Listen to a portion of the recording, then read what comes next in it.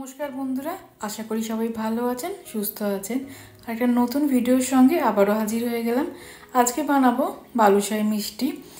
বালুশাহী মিষ্টি কিন্তু খেতে খুবই ভালো হয়। এটা আমি গুড় দিয়ে বানাচ্ছি বলে খেতে কিন্তু আরও বেশি ভালো লাগবে। চলুন বন্ধুরা, আজকের ভিডিওটা স্টার্ট করছি। বালুশাহী বানানোর জন্য নিয়ে নিয়েছি 2 কাপ পরিমাণে ময়দা। এখানে আমি 500 গ্রাম ময়দা নিয়ে নিলাম। তার সঙ্গে দিয়ে দিলাম 1 চিমটি মতো নুন, দিয়ে দিলাম 1 চামচের 4 ভাগের 1 ভাগ বেকিং সোডা এবং 1 চামচ এর অর্ধেক বেকিং পাউডার, মানে হাফ চা চামচ দিয়েছি বেকিং পাউডার। এবারে শুকনো উপকরণগুলো খুব ভালো করে মিশিয়ে নিয়ে 1 কাপের 4 ভাগের 1 ভাগ দিয়ে দিলাম ঘিটা আমি গরম করে দিয়ে দিলাম। এবার ঘিয়ের সঙ্গে ময়দাটা খুব ভালো করে মিশিয়ে নেব। ঘিয়ের সঙ্গে ময়দাটা কিন্তু খুব ভালো করে মেশানো হয়ে গেছে। এটা মুঠো করে ধরলে ময়দাটা এক জায়গায় জড়ো হয়ে যাচ্ছে, তার মানে ময়নটা একদম পারফেক্ট হয়েছে। এবার অল্প অল্প জল দিয়ে, খুব বেশি নরমও নয় খুব বেশি শক্তও নয়, একটা মিডিয়াম ডো তৈরি করে নেব। ময়দাটা কিন্তু খুব ভালো করে মাখবো না, ময়দাটা খালি একসাথে জড়ো করে নেব বা একত্রিত করে নেব, সেইভাবেই কিন্তু মাখবো। আরও 1 থেকে 2 চা চামচ জল দিয়ে দিলাম। ময়দাটা কিন্তু আমার মাখা হয়ে গেছে।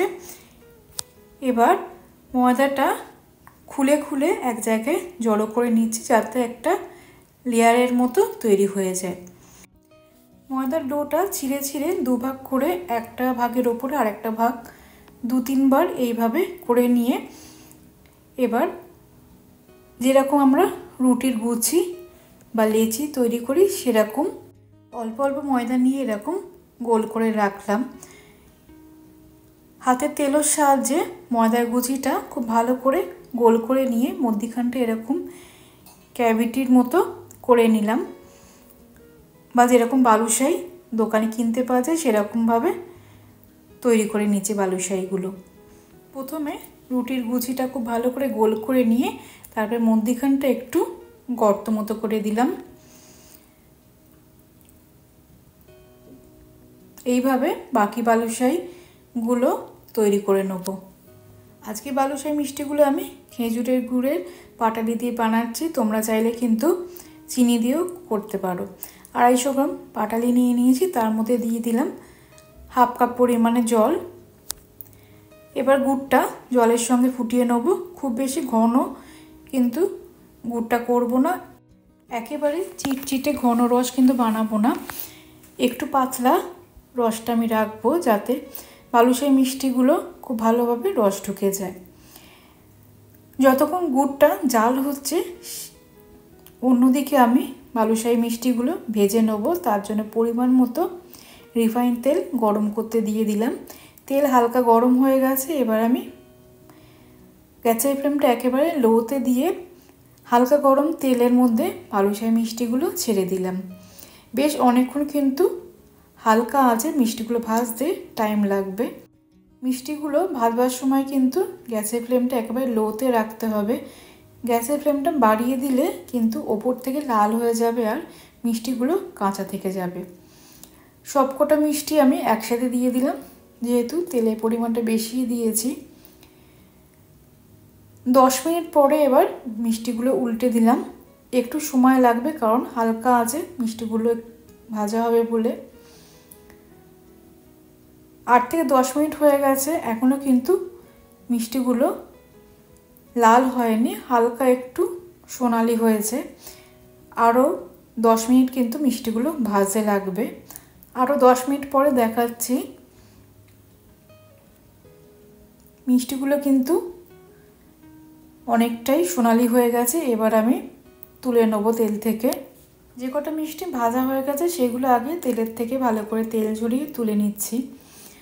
অপরদিকে গুড়টা আমার ঝাল হয়ে গেছে, বেশি ঘন কিন্তু গুড়ের রসটা বানাইনি। ভাজা বালুশাহীগুলো এবার গরম গুড়ের রসের মধ্যে দিয়ে দেবো। 8 থেকে 10 মিনিট ধরে খেজুরের গুড়ের রসের মধ্যে বালুশাহীগুলো ভিজিয়ে রাখবো।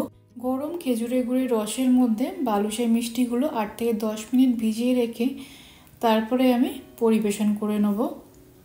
একইভাবে বাকি বালুশাহী মিষ্টিগুলো আমার ভাজা হয়ে গেছে এবং সেগুলো গুড়ের রসের মধ্যে দিয়ে দিয়েছি।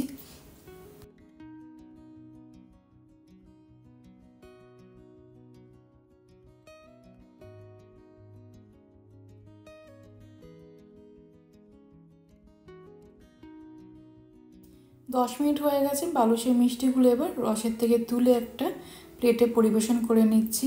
বন্ধুরা, আজকের ভিডিওটা 500 গ্রাম ময়দায় আমার 10 থেকে 12টা বালুশাহী তৈরি হয়ে গেছে। যতটা পরিমাণ বালুশাহী মিষ্টি বানাবেন সেই অনুযায়ী কিন্তু উপকরণ নিতে হবে।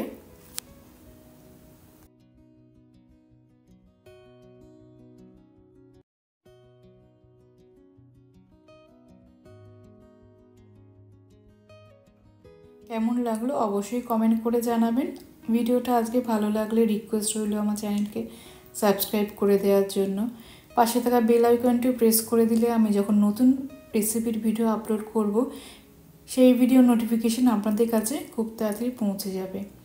সকলে ভালো থাকবে, সুস্থ থাকবেন। ধন্যবাদ।